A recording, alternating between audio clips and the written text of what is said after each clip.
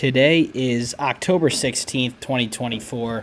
This is episode 51 of the In a Nutshell podcast. I'm your host, Sean Vowells, and as usual, I'm joined by Joe Meade. Tonight, Joe and I will go over Week 7 for the Big Ten football teams. We'll preview Week 8, and then we'll react to the release of the Kenpom rankings and where some of the Big Ten teams lie in wait of the college basketball season. So, Joe, we're going to start, as we usually do, with Friday night football in the Big Ten. To be fair, it wasn't really much of a headliner game. Northwestern went on the road to face the Maryland Terrapins, and Joe, Northwestern went in there. They took care of business. Jack Lausch and the Wildcats win 37-10. Impressive for Northwestern. Yeah, Sean, this was a really shocking game. I thought Maryland, clearly they were the favorite. I thought Maryland would make this like a 31-17 type of victory. This was not even close. Billy Edwards Jr. was completely ineffective. I think David Braun and the Northwestern defense did a masterful job scheming him up. And it's funny, Northwestern offensively, you look at their big runs, nothing too major. It was really Bryce Kurtz, only 3 receptions, but all for huge gains. 3 receptions, averaged 41 a reception, 123 yards. And were the big plays in this game. All of them went Northwestern's way. And when you watch Northwestern games and how they've typically won a lot of matchups against teams of equal or better talent, it's rarely been the huge plays, the momentum plays, but it's been the little ones. And this was the more amazing part of this game to me, aside from the score, which was ridiculous. But, you look at Northwestern going forward, Sean, I'm going to be really honest. This kind of changes your season outlook. I understand you got killed by Washington, and the Indiana game at the end got really disappointing. But you're hosting Wisconsin at home, which we'll talk about later on this episode. Only 7-point dogs.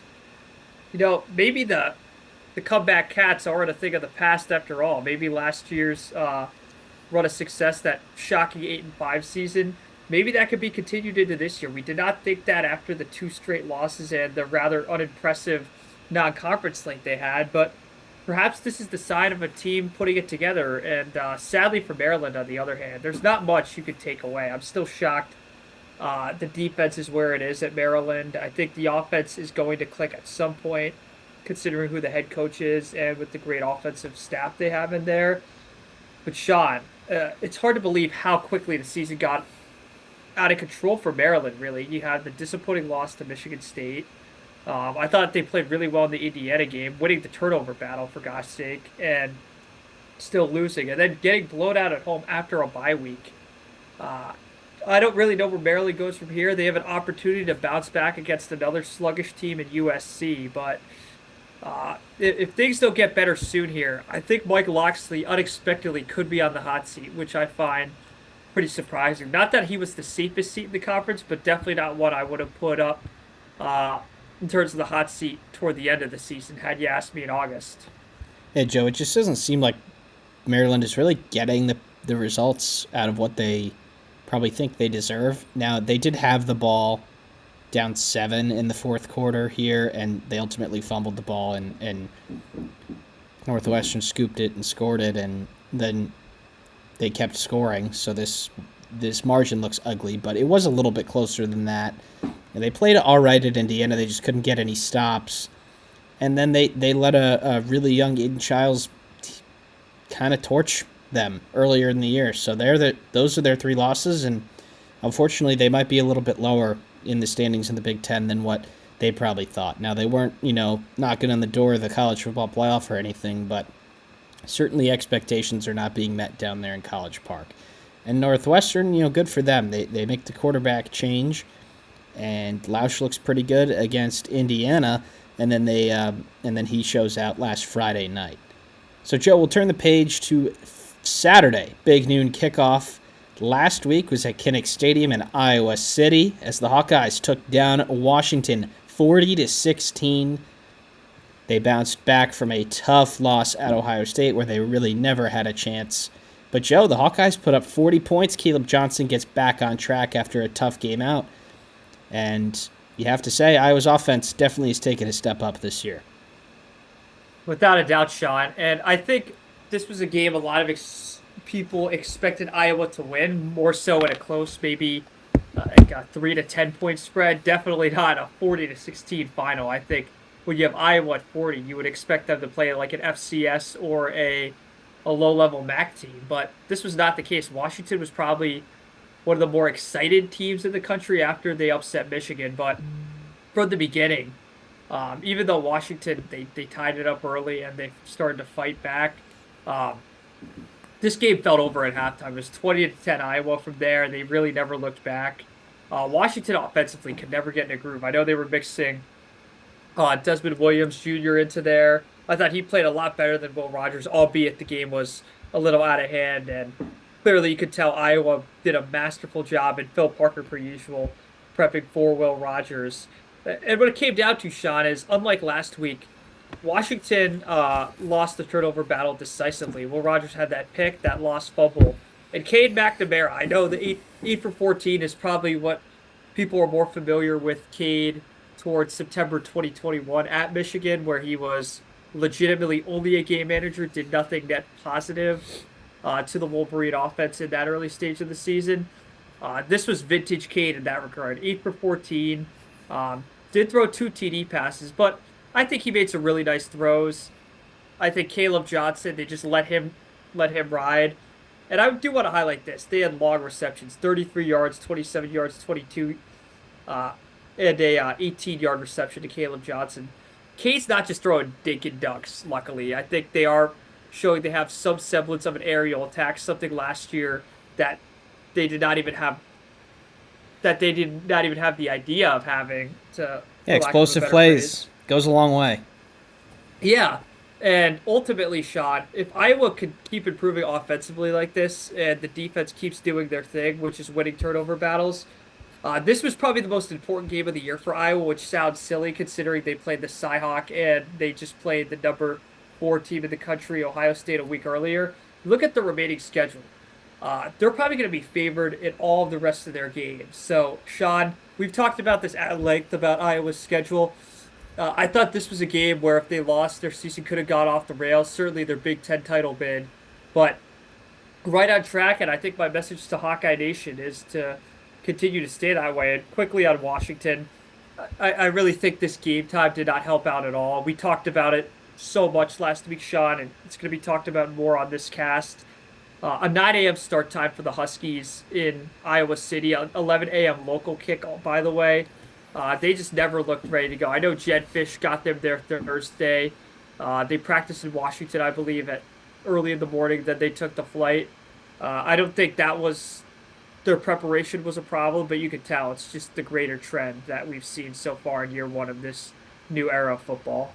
Yeah, Iowa has made a little bit of a habit of kind of beating these middle of the road Big Ten teams by a lot, which they haven't really ever done. Even the good Iowa teams. I'm a little shocked to not see them ranked this week, and I know they did get throttled by Ohio State, and I know they're just outside, but if they take care of business here, they'll be in the top 25, just from a wins-losses perspective. The other noon game, Joe, on the East Coast, Wisconsin goes to Piscataway to play the Rutgers Scarlet Knights, and Joe, Rutgers, not sure they knew the game started at noon. Badgers roll 42-7.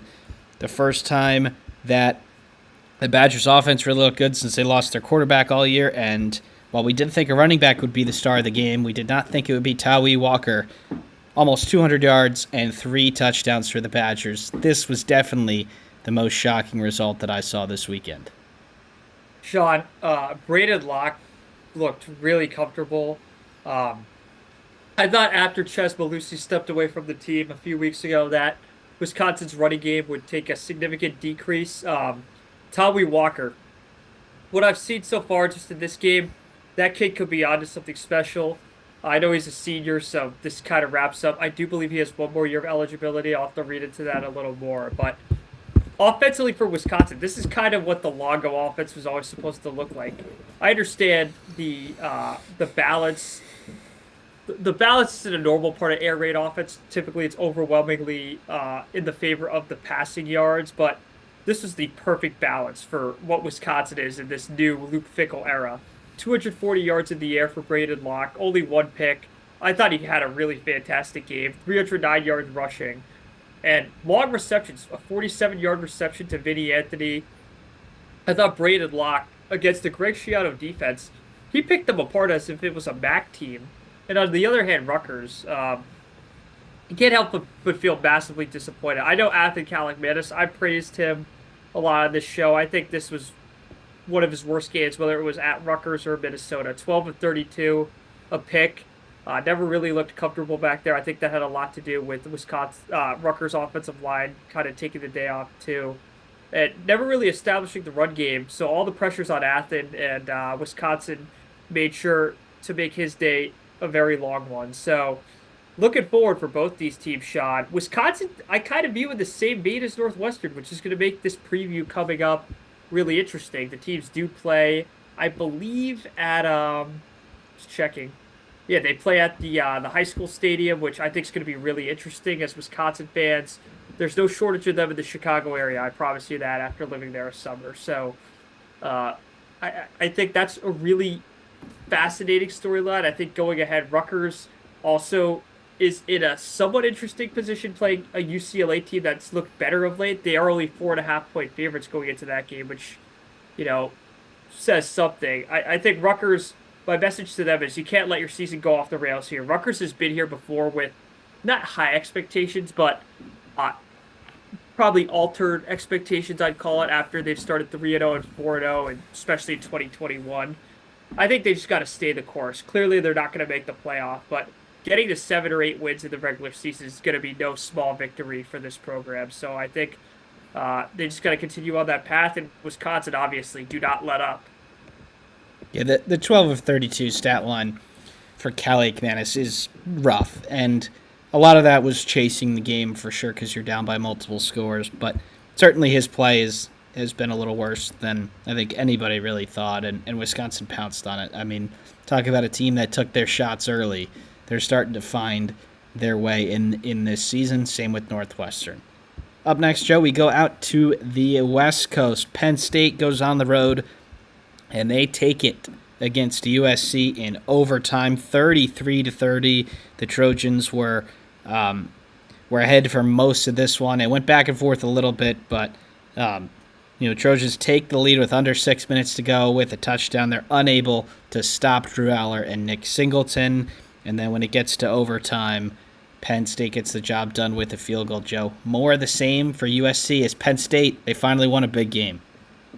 Sean, I think this was one of the most important victories in the James Franklin era. Honestly, Sean, I want to exclude bowl games simply because Penn State fans don't even want to talk about it at this point. I think aside from the 2016 victory against Ohio State and the Big Ten championship victory against Wisconsin later that year, this is probably in the top three of most important victories for James Franklin, especially in the regular season. I think going into this year, a lot of people took Penn State seriously. I don't think anyone post-COVID has ever questioned whether they're a good team, a good program, or even knocking on the door of an elite program. But it's been games like these on the road where they're fringe favorites against, let's face it, a perennial blue blood like USC. These are games they've lost. These are games they've not shown up early, and if they did show up early, they let the game slip away late. I could give you so many recent examples that I'm not going to because Penn State fans are in a good mood, and frankly, they should be.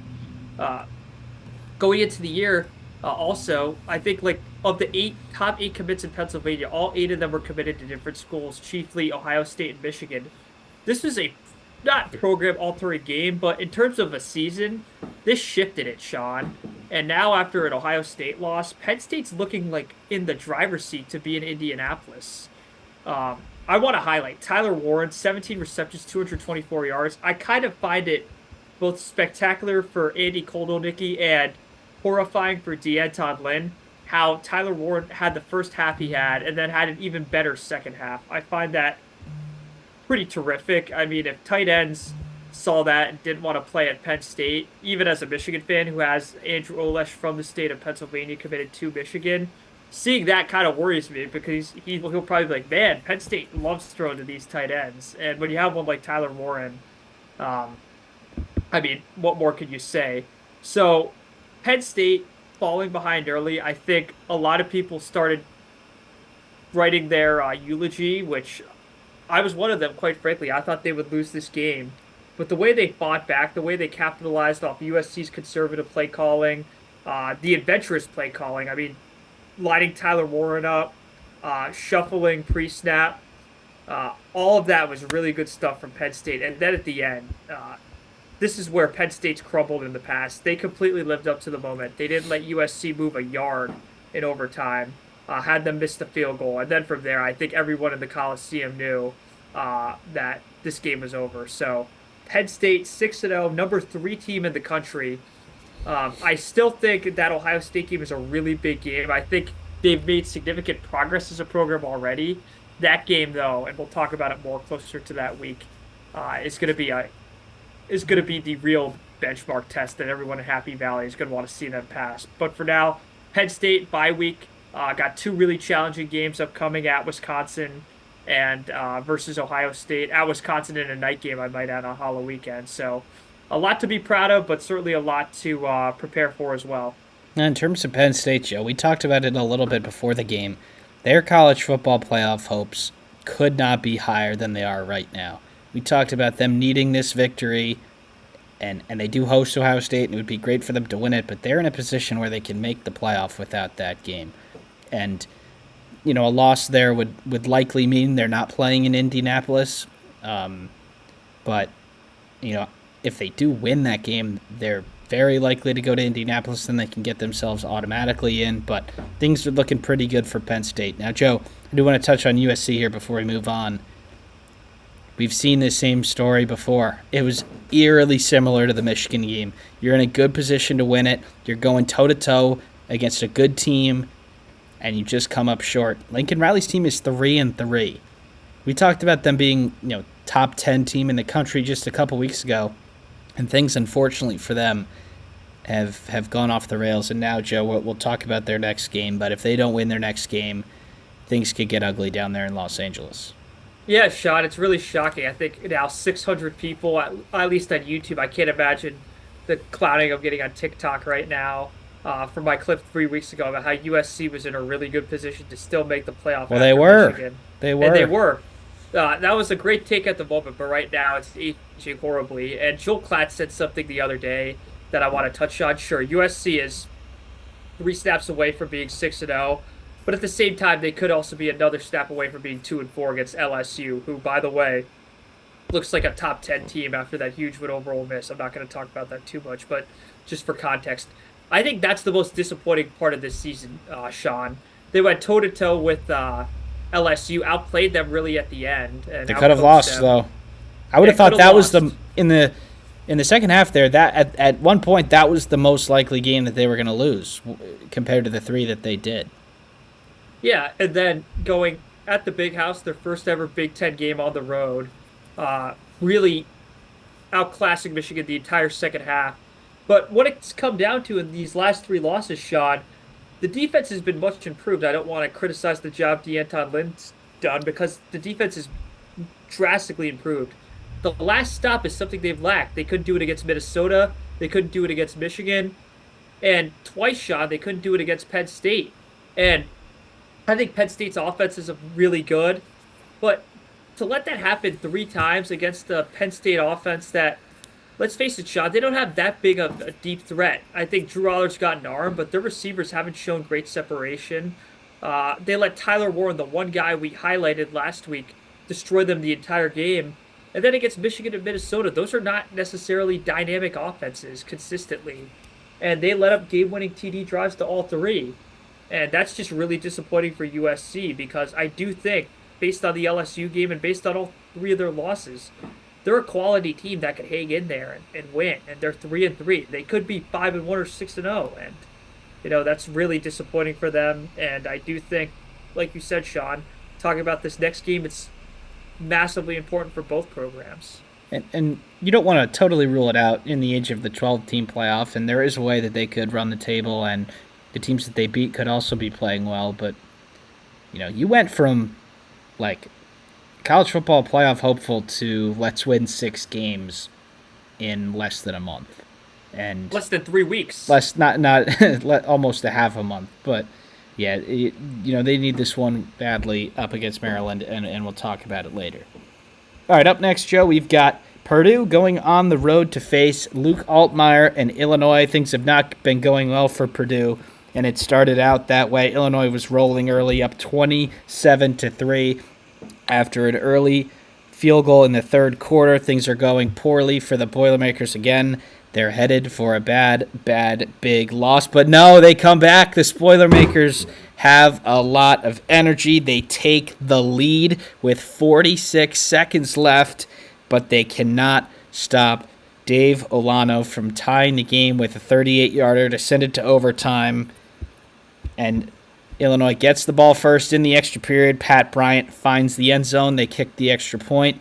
Purdue does the same. They find the end zone. They go for two, and they don't get it, and Illinois survives.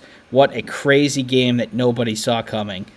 Yeah, Sean. I mean, you could pick up all three things we've talked about so far. You could talk about Wisconsin thrashing Rutgers. You could even talk about Northwestern thrashing Maryland at the end, and then the way Penn State came back.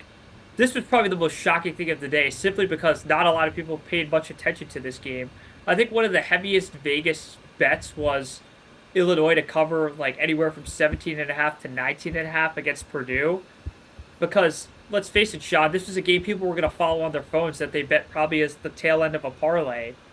And it looked that way at halftime. I mean, for God's sakes, it was 24-3 and 27-3 not long after. But Ryan Brown, I think like UCLA, who we'll touch on in a second, switching quarterbacks, I don't know if it's just a film thing where defenses haven't prepped yet. I think that's definitely a significant portion of it. But it's just new energy. Both these guys, Brown and Martin, could run. And I think there's something to that. With all due respect to Hudson Card, who I do think with a better supporting cast could be a lot more watchable. He's not as dual threat as Ryan Brown. 17 carries, 118 yards. Really had some big runs too. I think he got as long as a 20 or 21-yard run. And then 297 yards in the air, 3 TDs, no picks. This kind of looked like a Big 12 game, Sean. And frankly, if you blindfolded someone and you knocked them out for 12 months and you woke them up, if they saw 50-49 Illinois Purdue, they'd think it's a basketball game. They wouldn't think it's a football game. Maybe not with Brad Underwood's offense, but yeah. Yeah, but regardless, Sean, I think Purdue, and this is really picking at straws here. Purdue at 1-5. I think you can't be totally disappointed with that. I think the way they've gotten clobbered in games, 52-6 a week before, to 50-49 against a ranked team. Maybe they can build off that. Now, I'm not saying they're going to beat Oregon. I'm not saying they're going to beat Ohio State or Penn State, who they do play in November. But perhaps they could build off it and get some kind of a highlight victory in the season. So, good on them. Illinois, though, I'm really concerned about that rush defense. I'm not questioning the acumen of Brett Bielema, and the fact I haven't accredited their offense is kind of speaks volumes to how impressive they've been between Josh McCray, Luke Altmaier, Pat Bryant, Colin Dixon, Zachariah Franklin also contributing. They're spreading the ball out more, and I think that's really good. But Sean, the overwhelming concern when you win 50-49 as a ranked team against the bottom team of the conference, giving up 49 points and allowing the rush of Purdue to open up, let's face it, seas of room, and to allow a redshirt freshman QB to look like a Big 12 quarterback, that's something that's going to be really concerning to Illinois going into the Michigan game. So I think a lot to work on for both teams, clearly for Purdue because they're 1-5, and clearly a lot for Illinois for barely squeaking by that 1-5 team after a bye. Yeah, we've been hard on Purdue this year, and I think rightfully so. I mean, those efforts that they were putting out were truly unacceptable, and good on Ryan Walters for getting something out of this. And I know they lost the game, but Joe, they may have well as won the game in terms of the reaction that's coming from this. And Illinois is lucky. They're really lucky they didn't lose this. Luke Altmaier had a really good game. Coming in, we probably thought, all right, he's just got to do his thing. Don't turn it over, and he'll win the ball game. No, he actually had a great game. 380 passing, 3 TDs, no turnovers. They ran the ball efficiently. They got it to Pat Bryant efficiently, 100 yards receiving, and that important touchdown in overtime. And Joe, they win this game by 1 point, but in the age of the college football playoff, like this might even be seen as a loss for the Fighting Illini due to how poor Purdue has been and will likely be for the rest of the year. All right, Joe, up next is the big one. Big Ten Saturday night on NBC. Ohio State goes on the road to Eugene to play Oregon. And this game was back and forth all day. We had Ohio State take the lead and then Oregon take the lead and then back and forth it went until 147 remaining. Oregon hits a field goal to go up by 1. Ohio State is driving down the field. An important 12-man penalty that I'm sure we'll talk about. And Will Howard slides just a second too late. And Oregon picks up the biggest win in their short time in the Big Ten. What did you think of this one? Sean, I think this was what a lot of people expected in terms of like a blockbuster type game. I think blockbuster doesn't even do it justice. This was an instant classic. Um, Oregon going into the game didn't really have much good news. Jordan Birch was ruled out like the morning of. And then, the Trayshawn Holden, I'm not going to be one of these virtue signaling sportscasters who screams at the guy. It's pretty clear what he did was idiotic and unacceptable, and I think he recognizes that. But his other roommates stepping up, Evan Stewart, Tez Johnson, Terrence Ferguson, who really looked like a receiver out there as a tight end.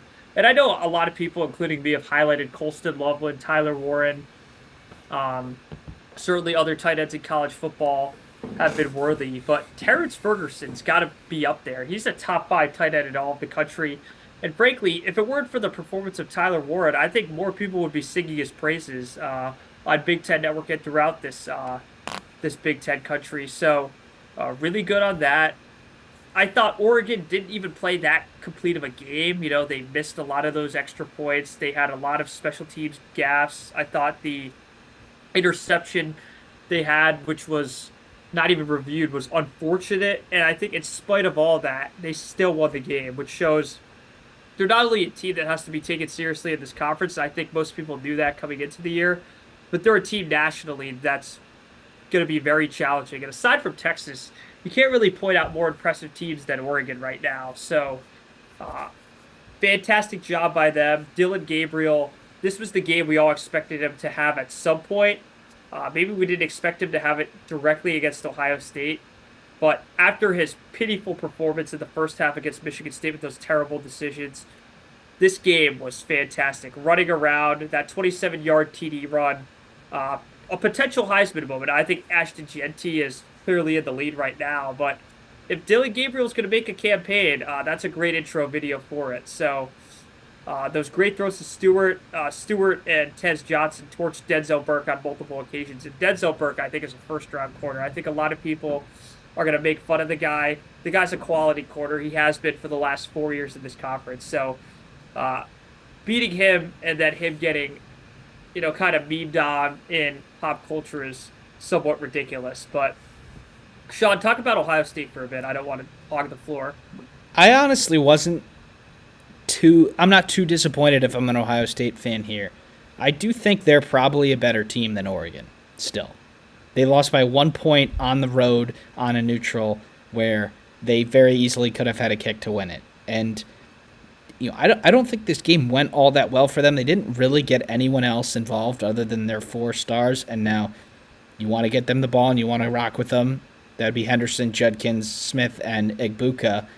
Both the receivers had nice games, and Henderson had a nice game on the ground. But, I mean, you were right there. If I'm Ohio State, I'm thinking that we should have won this game, and I do think they're still a better team than Oregon, even though Gabriel played very well, and they had the run game going, and they almost got a receiver to 150 yards. But this one was 2 really good teams playing, and Oregon gets the job done. Now, Joe, we talk about that 12-man penalty. So Dan Lanning says after the game that it was on purpose. Do you think that it was, or he's just trying to take credit for something great right now?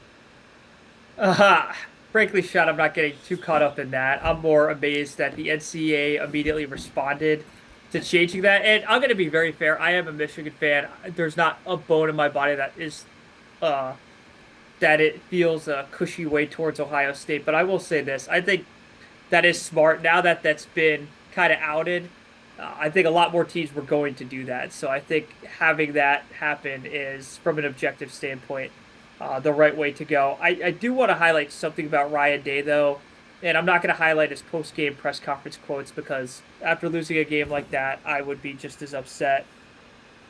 I think there's been a lot of bad luck in the Day era. I know everyone's going to point at the 1-7, they're going to point at the 0-3, and they're going to point at the close losses in the playoff. I do think in the Georgia game and this game, a lot of that was the symptom of bad luck. But in both those games, Sean, they were at like the 28-yard line with over 20 seconds left.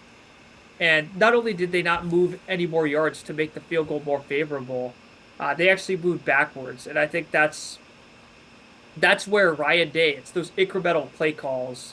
Whether that's him or Chip Kelly in this game, I'm not 1,000% sure.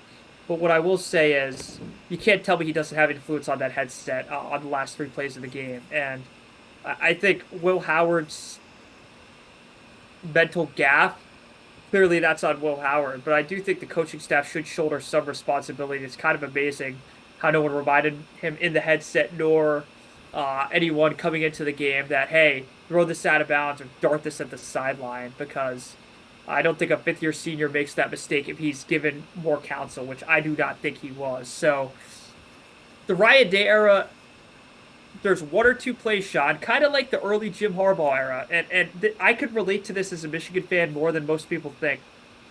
One or two plays in the Ryan Day era, whether it's the field goal against Georgia, whether it's the Justin Fields late interception against Clemson, or whether it's last year against Michigan, if Kyle McCord doesn't get hit by Jalen Harrell, uh, I don't think a significant amount of people would argue that Marvin Harrison Jr. wouldn't have caught the game-winning TD as time expired in the end zone, or as time almost expired. So, really, three plays define the Day era right now. I know a lot of people are upset, but I do think, like you said, Sean, only falling to number 4 in the rankings, I'd be hard-pressed to think the CFP committee would think any differently. I think Ohio State, though, the pressure amps up in their remaining games, whether that's Nebraska, which I think they'll take care of after the bye, and most especially at Penn State and Happy Valley, a team that a lot of people still view as way inferior to Ohio State. I think Ohio State does have to reestablish their dominance over Penn State to show that they are still a serious contender. But, Sean, I do not think losing a game on the road by 1 point, where a questionable call and where, let's face it, Quinshon Judkins was a ghost on the ground, is the worst way to go. Yeah, and Ohio State fans, they're tired of this sort of loss, right? They think that they were better than Michigan a couple times over those years. They think they deserve to win that national championship, and from some point of views, that certainly could be applied. And I think they're the better team here, and I know they'd love another chance at Oregon, and that would have to things would have to happen for them to get another chance, but they're still in a position where they could still probably lose another game and still be in the college football playoff. They're at Penn State, home to Indiana, and home to Michigan. There's good enough teams in there where the committee will respect your resume, whether it's 10-2 or 11-1. Now they can't drop any. No silly mistakes. No, don't give the committee any ammo to take you down because you lost a tough game on the road at one of the best teams in the country. But it'll be interesting to see, Joe, how they stack up in our next power ranking show, which will likely be after that Penn State game, and that might decide who's in that second spot. But Joe, before we wrap up the recaps, the late night one in LA, Minnesota takes care of business at UCLA. Barely. They avoid a letdown. They leave it late. They score a game-winning touchdown with 27 seconds left. One of the few teams in this sport to follow up a big win with a W. A lot of teams are losing these sorts of games, and PJ Fleck does it by the skin of his teeth. Sean, I think the story of this game is they didn't make the fatal mistake. I think I predicted last week, and I know people have already shot in my DMs for it, and yes, I was wrong. I'm fully admitting it. I thought 2 of these 3 games where the West Coast team was not favored would go their way. And I think in both UCLA and USC's cases, I could have made a great argument that it should have.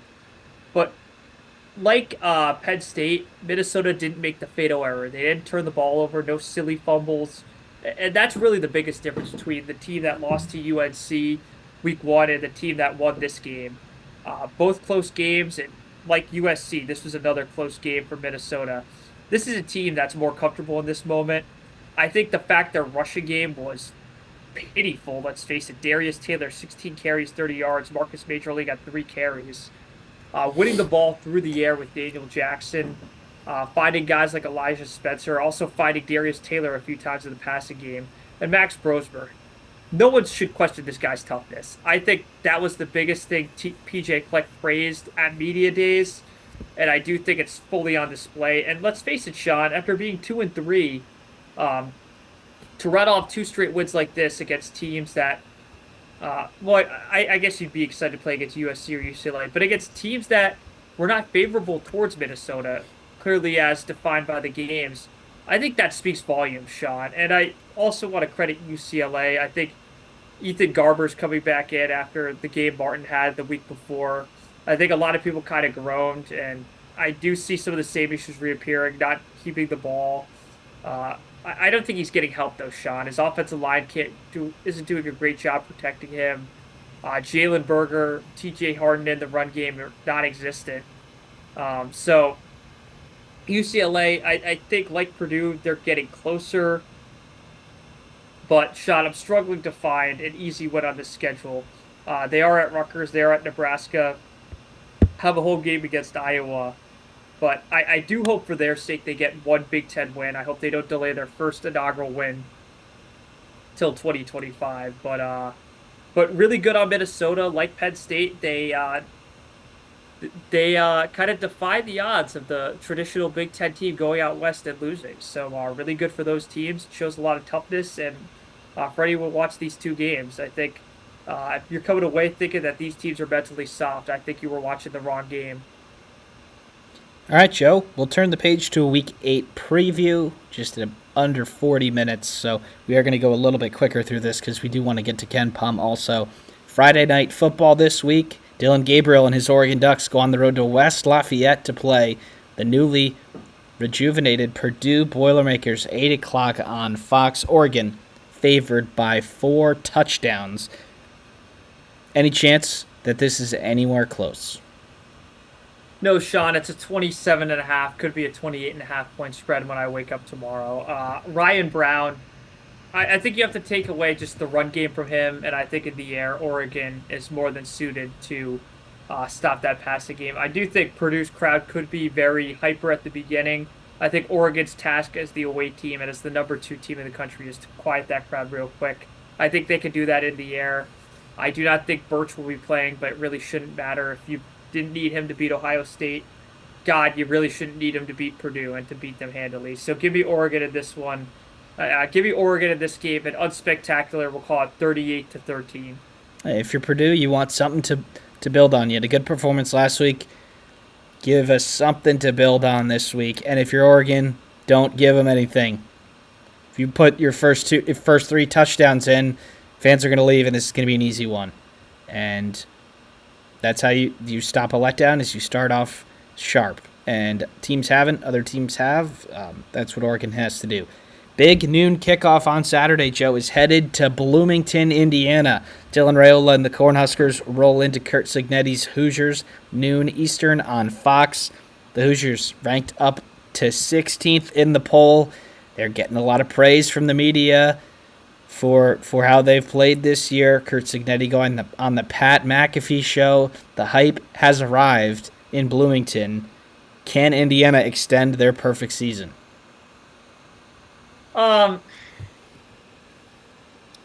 They have to, Sean. I think the fact this is a home game. I think what's interesting is Indiana. The over is always hitting each and every single game. I think their offensive pressure will put a lot of anxiety toward the sideline, especially in Dylan Raiola's hands. I think this might be a firefight. I'm pretty shocked that it's 50.5. I know Tony White and the Huskers defenses have been phenomenal, but I'd be hard-pressed to think this game doesn't go into a combined 60s. I think this could be like a 35-31 type game if it gets off if both teams' offenses really show up. But I do think Indiana does win. Uh, Laid 6.5. I think Indiana wins probably like a little more than that. I'll give you the Hoosiers probably like 37-27 in a weird kind of game, or 38-28. That's what we'll call it. But I do not think Nebraska is going to be suited to stop Rourke. I don't think they'll be suited to stop Dowdle in the rushing game, and I don't think that Ellison, and I don't think Indiana's going to have such an easy time stopping Dowdle or the Nebraska rushing or passing game either. So I think this could be a firefight, but I just give Indiana the edge at home, and a team, let's face it, Sean, with more swagger and more confidence, and a team that's proven time and time again they don't care about being in these close games. Yeah, and Joe, we did talk about it either last week or the week before that Indiana might be susceptible to good quarterback play. Well, here's one. Dylan Rail is a good quarterback, and if that theory proves true, he's going to be able to do some damage here. But also, with your talk about this game being a lot of points, I think Indiana's okay with that. Like, let's give track meet. Let's your best versus our best. Let's roll it out there, and we think that we're going to end up with more points. They have sprinted through the finish line these last few games. Teams have been able to hang here and there for 2-3 quarters, but no team has been able to hang with Indiana's offense for the whole 4 quarters. And I think they're kind of okay if that happens here too. We don't think that you can get to 40 before we can, and Indiana's defensive front is definitely their strong suit on that side of the ball, and they might be able to, if they stop the run, put a lot of pressure on just the pass game, and we see how games really in the sport as a whole, all the way up to the professional ranks, how your offense can sort of sputter if you are one-dimensional. But hype's on your side. You cannot have a letdown game here if you're Indiana, if you want to get to where you want to get. Up next, Joe, the second of 3 noon kickoffs. This one's over on the Big Ten Network. We've got 2 teams victorious last week. Wisconsin going from New Jersey to Chicago, Illinois, where they will be hosted by the Northwestern Wildcats. Both teams coming off victories, trying to get their season into the next gear after a tough start. What do you got here? I think most of the pressure's on Wisconsin in this game. I think a lot of their fans are encouraged, but they're not completely off their tail for not really the thrashing Alabama gave them, more so the overall disappointing tone that's been defining the first part of their season. But this is the start of their second half of the season officially, Sean. I think Badger fans are going to show out for this one.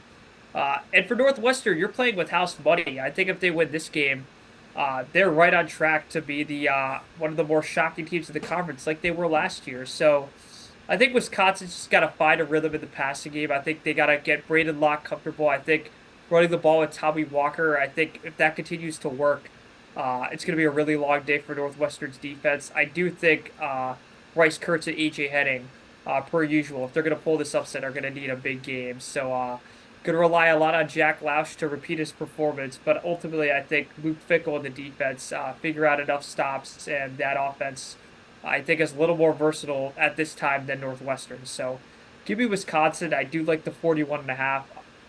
Give me Wisconsin to win a 27-20 type game. Yeah, Wisconsin should be winning this game. They had their best performance of the year last week, and if they come anywhere close to that, I think they win this one by double digits. The last of the noon Eastern kickoff games, Joe, head over to New Jersey. UCLA makes the trip across the country to play Rutgers. Rutgers coming off that devastating humbling by Wisconsin. UCLA coming off that close call to Minnesota. Joe, when it comes to bounce back spots, there's very few teams better than UCLA at this point. Can Rutgers get the job done and get to 5-2? Sean, I think they have to. I'm going to be really concerned about Rutgers if the 4.5 is even in consideration, which I'm shocked it's that low. But like I said, I think it's up already to 5.5. But still, Sean, like they should be 2 touchdown favorites for UCLA at home. If you're actually as good as you want to be, it's 12-13, if we're being honest. Yeah, I really think Anthony Kaliakmanis, I hope a lot of more pressure's off him. I think UCLA is going to do everything possible to stop the run game. I do think what they can do between Garbers and Martin should be explored. Because if Garbers is in there throwing 2 or 3 picks like he has the last few starts, That's the perfect recipe to get crushed by a Greg Schiano team that's very sound traditionally in special teams and defense. So, with that said, Sean, if UCLA doesn't do something drastic, I do assume Rutgers wins this game, probably like 28-13. Very low scoring game, and a game where Kyle Guy probably gets back on track, and Athan Kaliakmanis is back to throwing like high teens, 20s, and the number of throws. Yeah, you certainly need more from the quarterback position for Rutgers, and that's for sure. All right, Joe, we'll move to 3:30. We got a ranked game here on CBS. Number 24, Michigan, off the bye week, heads over to Champaign to play number 22, Illinois, off their close call from Purdue. Joe, the visitors are coming in as favorites. A little bit shocked. I would have been shocked had Illinois not done what they did against Purdue. I think the rush defense from Illinois, as great as Illinois has been this year, let's face it, 5-1 in the top 20 essentially, is fantastic. The rush defense is a big concern, and playing Michigan, that's not great. I do think Illinois' offense is going to give Michigan's defense a lot of problems. I think Luke Altmaier is going to probably go off with Pat Bryant against this secondary. I think if Will Johnson's not a Pat Bryant at any time, if I'm Illinois, I'm throwing right to whoever it is, whether it's Jair Hill, Zeke Berry, whoever. I think that's a matchup they're going to try to exploit. I think Michigan's going to have to stunt them and fool them on a few of those, whether it's Will Johnson undercutting the route, similar to what they did against USC. Um, I think McCray is going to have a few big runs, but let's face it, Sean, Michigan's D-line's still really good. I think what's done them in is they've been tired in a lot of these games. I think they were a little banged up, especially in the Washington game at the end. I think that extra week of rest is what the difference is going to be. Give me Michigan to win this game 24-16. I think I'm going to be truthful, Sean. Had Michigan not had a bye, I would pick Illinois to win this game. But I think the rejuvenated spirits of Michigan, I think Jack Tuttle is a significant upgrade, albeit not the greatest QB at quarterback for Michigan, considering he could pass the ball more than 15 yards down the field. I think they have enough stops. I think they have enough tricks in their pocket on offense to score 24, and I think the defense holds up in the red zone and stifles Illinois more times than they don't. So give me Michigan 24-16. Yeah, I think Michigan will win too, and hoping for a little better value. But they're coming off the bye week; they're fresh, as you've said, and Joe, if they score first, and if they put Illinois in their heels, they make them sort of get off schedule, and you're not going to be able to run your plays. You got to come and score. I think it could go pretty well for Michigan here. You just got to live and die by the run, and if you're losing, you got to be really patient because you've got one way to win this game. Tuttle is the best quarterback you have. I think that's pretty clear at this point, and there's not a ton of film on him. He only played part of the game against Washington, and then a couple games here and there to Indiana before he transferred. But Joe, you got an opportunity here for Michigan to get your season back in a place that you wanted, and talk about Michigan maybe turning things around, maybe skyrocketing up the rankings. That starts with a victory here on the road in Champaign. And if you're Illinois, you got away with one last week. Michigan will not let you come close if that happens again. So if you're Illinois, you take what you can learn from last week and you try and get enough of an offensive rhythm to make Michigan uncomfortable. Maybe make Jack Tuttle throw it more times than Sharon Moore has in mind. But in terms of this one, I think it's pretty close, but I do lean Michigan at this point. All right, Joe, we got two more. Not a whole lot in either one. USC goes on the road to Maryland. Two teams that are struggling. USC badly needs this victory. Yeah, USC, the defense has to show up. I think Maryland is not going to let the 10 points they scored last Friday night sit well with them. I doubt that it's been sitting well with them the past, what'll be 8 days leading up to this game. I think Miller Moss is going to have a big game against this Maryland defense. I'd be shocked if Lincoln Riley was not dead set on putting at least 30 points on the scoreboard against this Maryland defense, something that should be no problem with the weapons they have. What it's going to come down to, Sean, is USC cannot get into a firefight.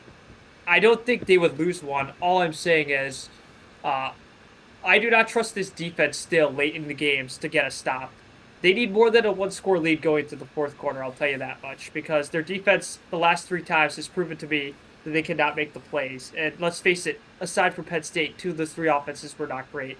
And I think Maryland's offense, I'll go out on a limb and say it's better than both Minnesota's and Michigan's. So don't get in that position again. USC should, they're only favored by 7. I think they should win this game by more, but simply because I can't trust them, I'm going to pick USC to win an ugly, we'll call it 31-27 game. I think they get lucky late on some kind of fluky turnover or some late fourth down stop, but I don't think they win it as comfortably as they really should. Yeah, this blood in the water time, really, for either team. If you're Lincoln Riley, you're saying, all right, these guys are not good, they're not playing well, we've got to kind of smoke them here. And if you're Maryland, you're thinking, all right, these guys have no confidence, we can go in and get our crowd behind us and win this football game. So I do think USC will win. I think it'll probably be one that's not really as convincing as they like, and maybe it's not super pretty, but you know at this point you don't really care what it looks like. You need to get to 4-3, and that starts with the W here this week. All right, Joe, the last game on Saturday night, as Big Ten Saturday night heads to East Lansing, 7:30 p.m. Eastern Time on NBC. The Iowa Hawkeyes, coming off their impressive victory, head to Michigan to play Aiden Childs in the Spartans. Iowa comes in just under a touchdown favorite. Does Iowa keep it rolling, or does Michigan State cause some issues? Sean, I hate doing this, but Michigan State's a team I've done this with all the year.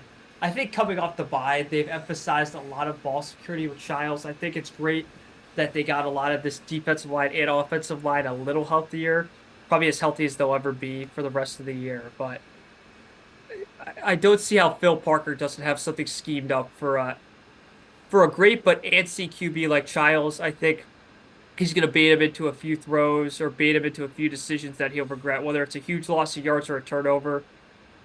I'm inclined to bet on Phil Parker to do that. I think Iowa's offense is going to be significantly challenged. I do think Michigan State early is going to stop Caleb Johnson and make Cade McNamara beat them.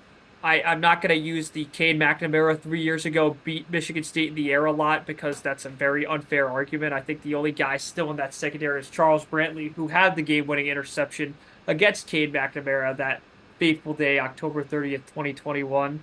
So don't think you could bet the over on 250 yards for Cade. And by the way, if that actually hit, you'd be a very rich person because it's not. What I'll tell you, Sean, is I think Iowa's going to keep trying to establish the run. At a certain point, if they're doing that within the 20 of Michigan State after a turnover, it's going to give. So Michigan State, I think they have to. I think Childs is going to have to get out of his comfort zone, take what Iowa gives them, and then on third downs, I think he could extend plays with his legs. And I do think these read option plays in this game are going to be big. I think it'll make Aiden Childs grow up a lot. I think that's good for the future. But should he make the right decisions, it might force him to not throw the ball in the air as much, and it'll make Iowa's defense stay out there longer, which is what Michigan State wants. So with that said, Sean, I do think Iowa pulls away the second half and wins 27 to I'll go a little higher. I think 30-20, more that kind of game. I think Iowa just has enough experience and frankly more opportunistic coaches than Michigan State does. 30-20 Iowa. Yeah, for me, it's going to come down to whether Michigan State can kind of stay patient and disciplined enough. Like, with how good Iowa's defense is, sometimes you just have to take what they give you, and sometimes it's a field goal when you're in the red zone. Sometimes that's a punt when you get a holding call or something like that. And the history says Michigan State won't do that. They'll try and do too much on a 3rd and long, and they'll fall right into the trap. So I do think Iowa probably wins this game by double digits. Maybe it doesn't look as bad as it is, but I'm going 28-12 Iowa. 2 missed extra points for the Spartans. But Iowa looked good last week, and if there's any sort of chance that this team is good, they win this football game. All right, Joe. Just under the hour mark, which means we got a couple of minutes left for some basketball. We're going to go over to Kenpom. He released his rankings for 2025 yesterday or a couple of days ago. And here we are. Sorry, just moving us in here next to the rankings. And the Big Ten teams have some spots that we need to talk about. Joe, the first team at Purdue is 10th overall. A little bit shocked to see the Boilers this high? No, I think at this rate, a lot of people have picked them, whether it's been journalists or even Mark Torvik. So I think this has been well established in the media.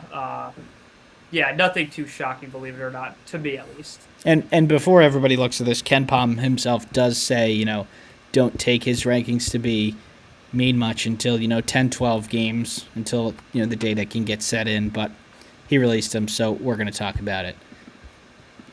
Second in the Big Ten here, Joe, is Illinois at 23. They're expected to have a good offense and a significantly improved defense from a year ago. With so many unknowns, this is definitely on the optimistic side.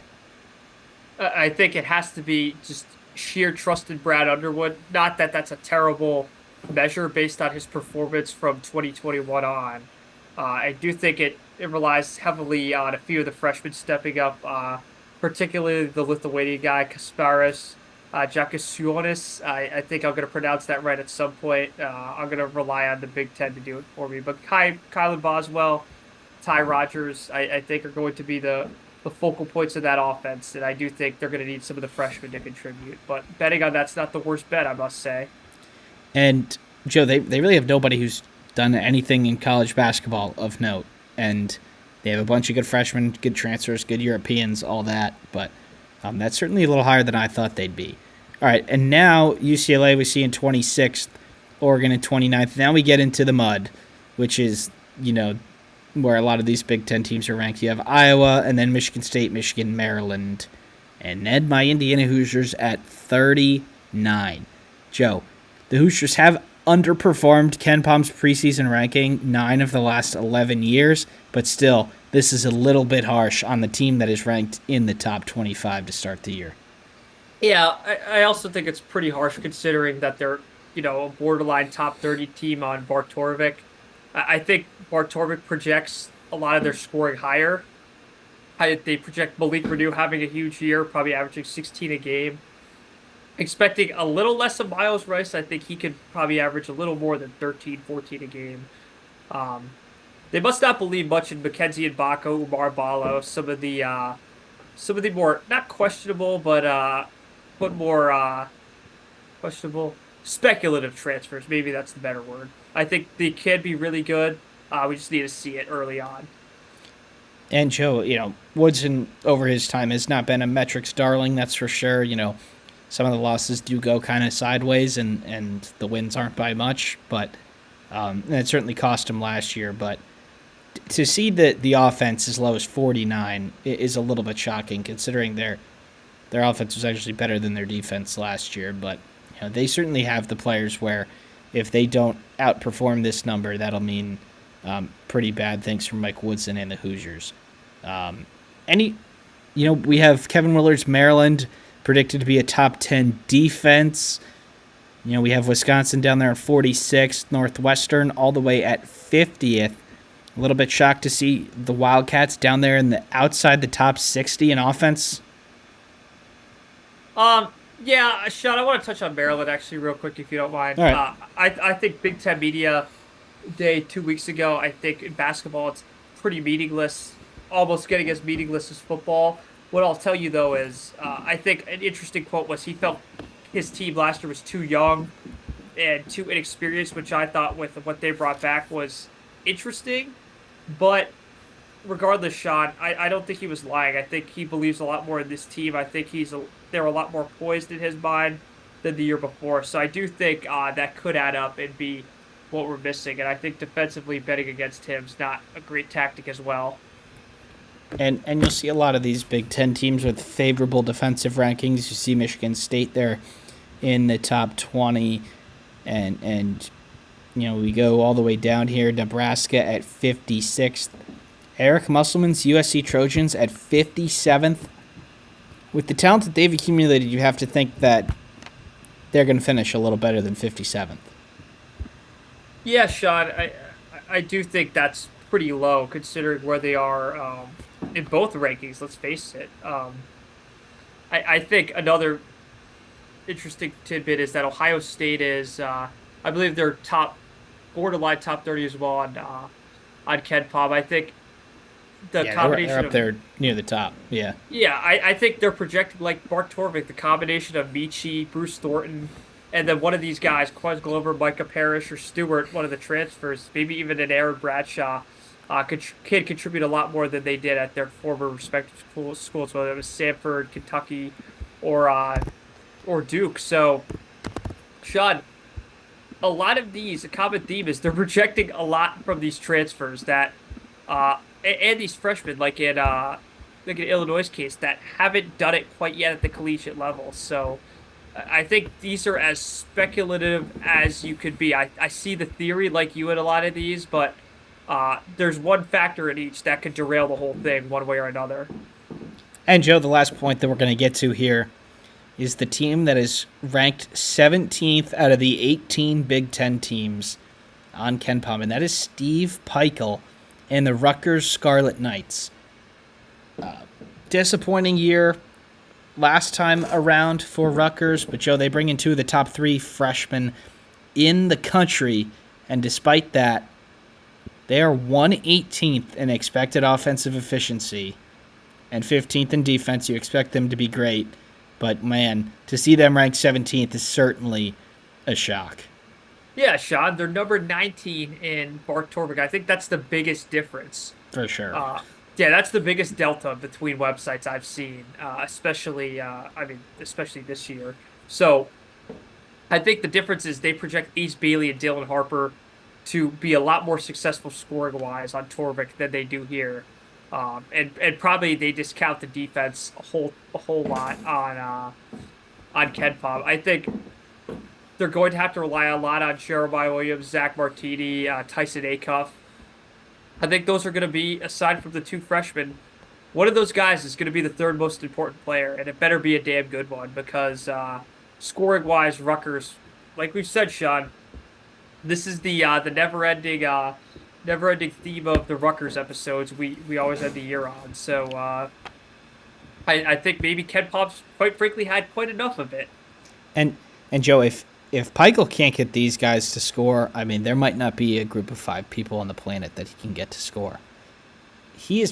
They're going to have a lot of isolation ball. Acuff scored 22 points a game last year at Eastern Michigan. And you have these two freshmen and a couple of returners. Their defense will be good. That's for sure. But their offense doesn't even have to be good. It just can't be bad, and they're probably a top 25 team. They are ranked in the first poll of the season, 25th overall, and definitely the biggest shock here on Kenpom. And now you can take all of these analytics sites in with a grain of salt, whether there's dozens of them out there. Really, I pay attention to Torvik and Kenpom, and they usually aren't that different, but doesn't get much different than here. I think even if you go down to some of the teams in the 200s, it might be hard to find a team this far apart. But really, until the season starts, under a month away, it's kind of all we can talk about. And, these things are important to the committees, so they're going to be important to us for the time being. So, Joe, that's all we have for him today. Thank you, everybody, for tuning in to episode 51 of the In a Nutshell podcast. And be sure to check out all the other content, whether it's football, basketball, or even baseball or football. So thank you, everybody, for tuning in, and we'll see you next time.